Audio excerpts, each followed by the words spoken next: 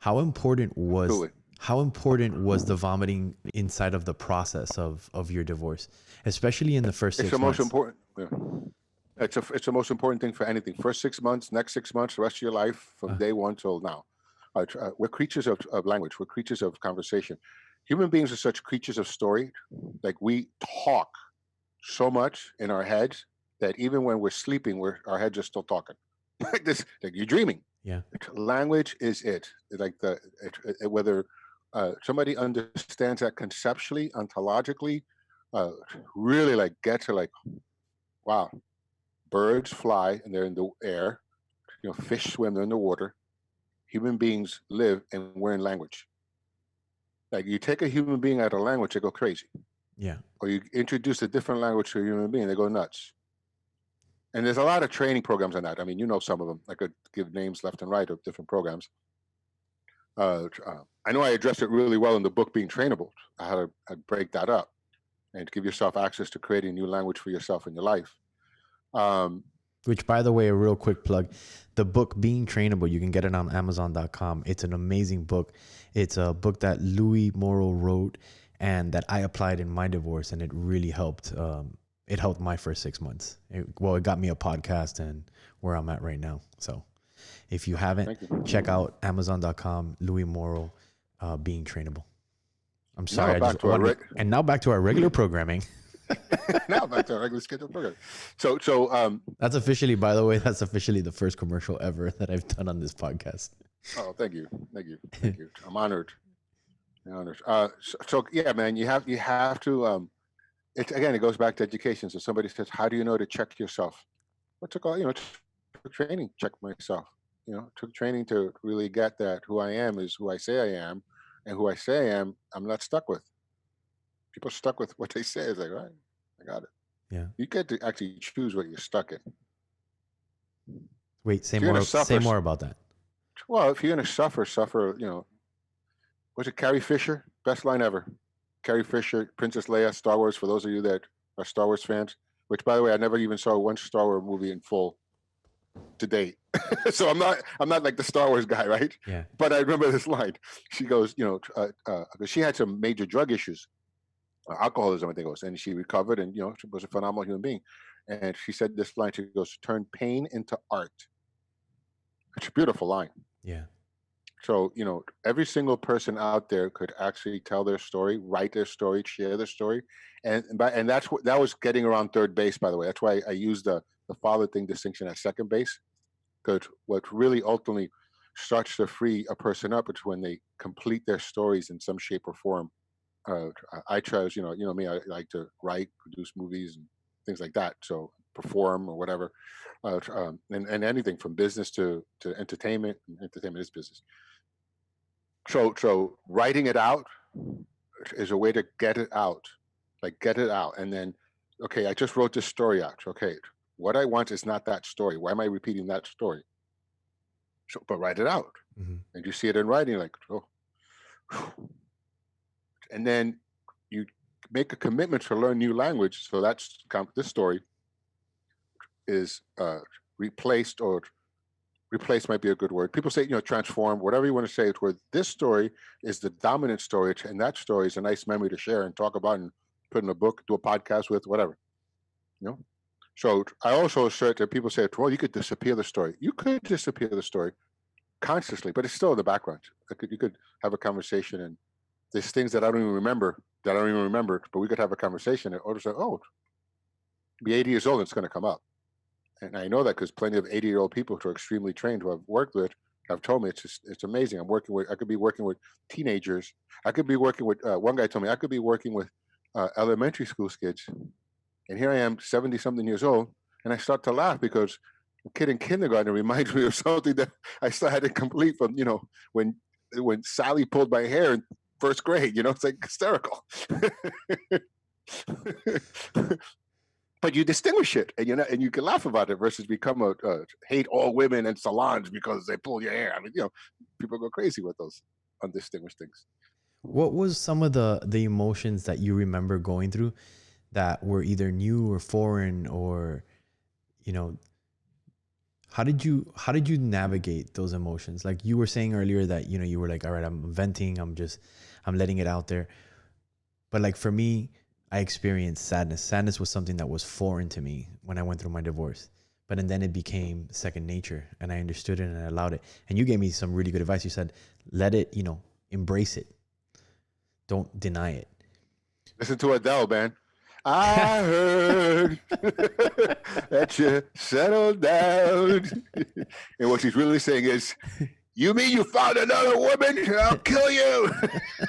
That's not what she meant. She turned pain into art. She turned pain into art for sure. $100 million later, 21 years old, or Yeah. whatever. I don't know, 21 million albums sold or whatever.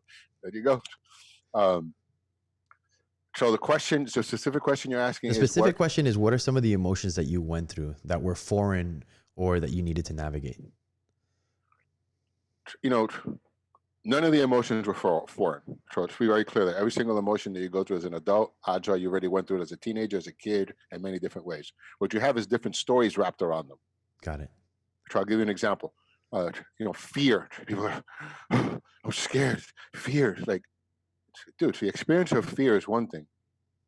One person's fear is another person's joyride. Some people go on a roller coaster and they have that same, and they're like, ah, skydiving, ah. She's talking to someone else. Ah. So the experience of fear is an experience that then we put whatever story around it, whatever label, whatever evokes it, whatever pulls it, like that. So I've already gone through all the experiences. What I didn't have is the stories and how to distinguish it. And when I first learned that emotion and that feeling of it, that.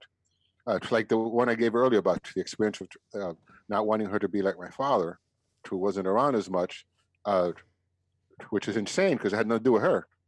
What was driving my conversations with her was an incompletion I had with my dad, who wasn't around as much. Once I distinguished that, all of a sudden with her, I was like, oh, I got it.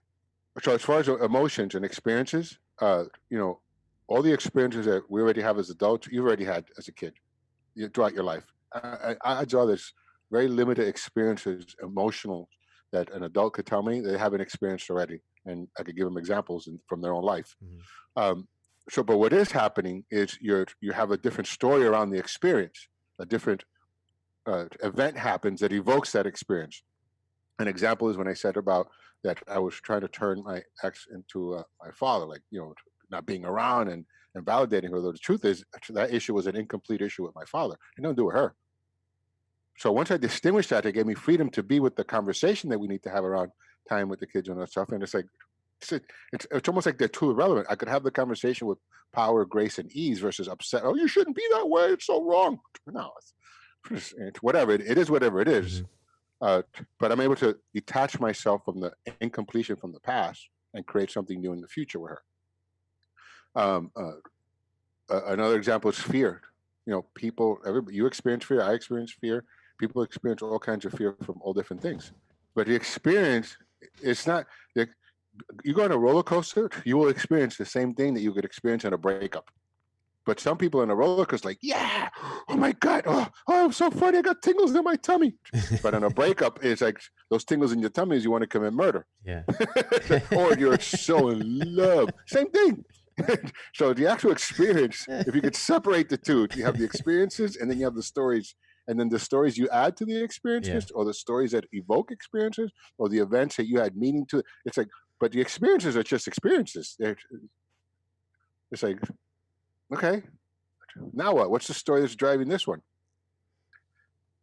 And all the stories could really, if someone's willing to have a fully functioning conversation, you could literally have a conversation where you could get to the source of when they first created those meanings around those experiences. All right. Because they for sure, unquestionable. I'm going to look in the thing here because when I'm looking this way, I'm talking to you. Yeah. But now I'm going to talk to dear audience. Yeah. For sure, whatever experience you had, you added the story, the interpretation, the meaning, all that stuff around it. It's not the other way around. And we live like it's the other way around. Yeah. This happened and they made me feel that way. Never. Like I say, I never get left. That was from Maurice Cohen, by the way, JMW. That's not my distinction, but it made a world of a difference for me. So having said that, let's take it and reverse back to the infidelity. So you and I were both cheated on. You and I were both lied to. But you transformed that conversation. You said something that was beautiful. You said, I will never deny my love for you. You told her that. You told everybody around you that. You behaved in that manner. What does that mean to you? So at the time, it was, this was when, okay, it's now over. Like the first 6 months, which I like to distinguish, also that, I'm gonna address something else before I address that, if you don't mind. Sure. So, what I love about the work that you've been doing and all the interviews that I've heard is you're helping people distinguish and giving them power in the first 6 months from the moment the commitment to divorce was on the table. Distinct from when you're legally divorced. Right.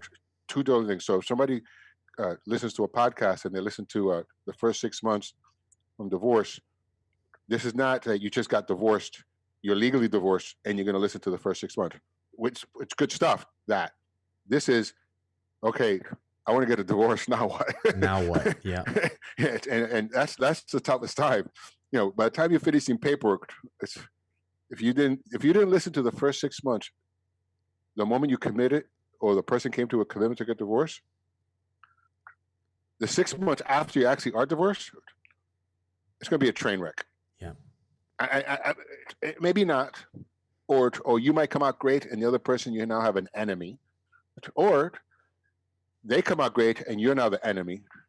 So these conversations about the first 6 months from the moment somebody says, "Hey, I want a divorce," right? So that's what I'm talking about. Yeah. So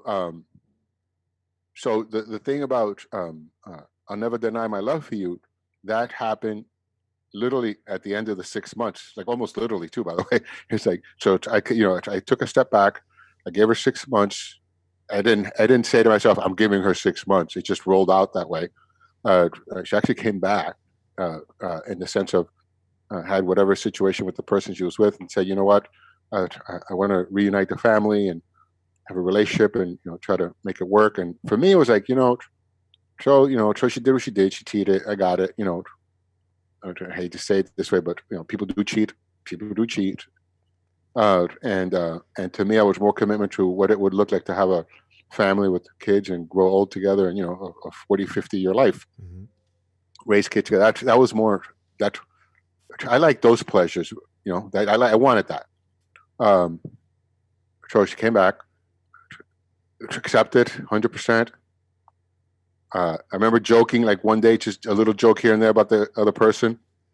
When her, one of my stepkids, when her daughters also would joke about it.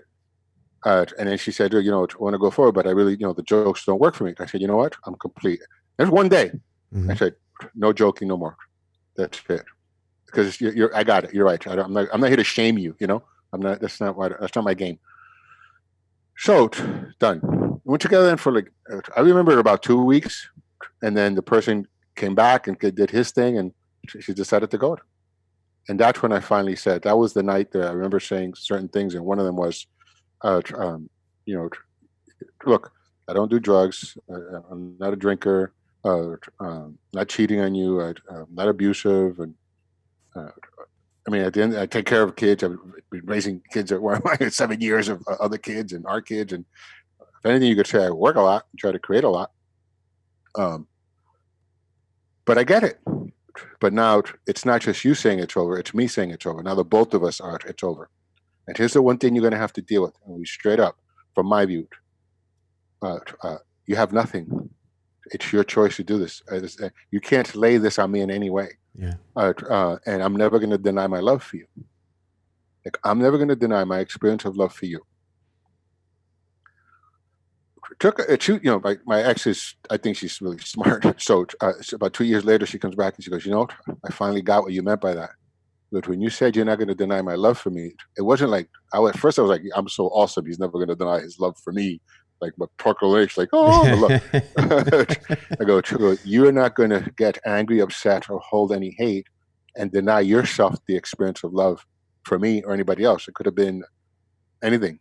And I said, yeah, exactly. It could have been a treat. It actually was a treat when I created that distinction. Literally, what do you mean? It was like literally a tree?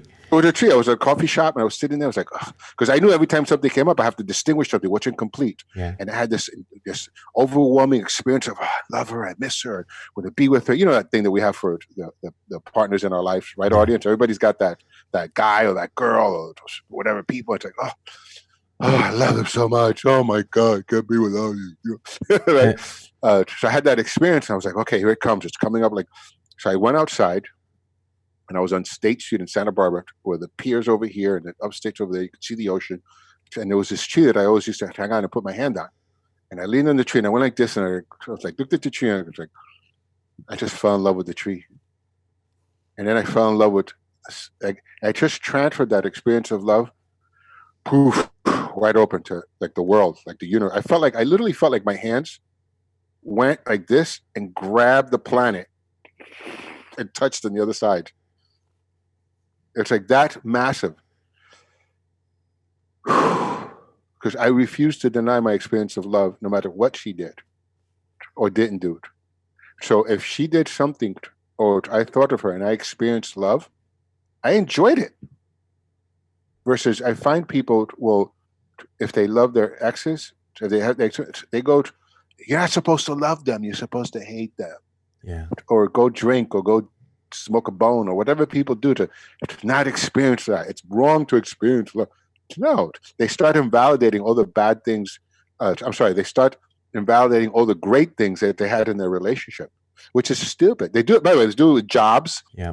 Person to work at a company, they'll leave the company and then they start invalidating their bosses, their employees, their experience. Versus, dude, you had a great time there, man. You learned a lot. Time to move on. Okay, great. But you learned a lot. You can't, it wasn't all so bad. Yeah. You know, and by the way, I'm not talking about abusive relations where it's like all violent and, or in some kind of psychosis where it's like you're getting beat 99% of the time. But he brought me cookies one day, or she took me out one day. There's many examples of that. I'm saying the experience of love, it's a beautiful experience. Why in the world would I deny my experience of love for her, for someone I guess people might think I don't like, or anybody, anything? It's a beautiful thing. That's a wrap on another episode of Divorce the First 6 Months. Don't forget to hit subscribe for more insights. Take care.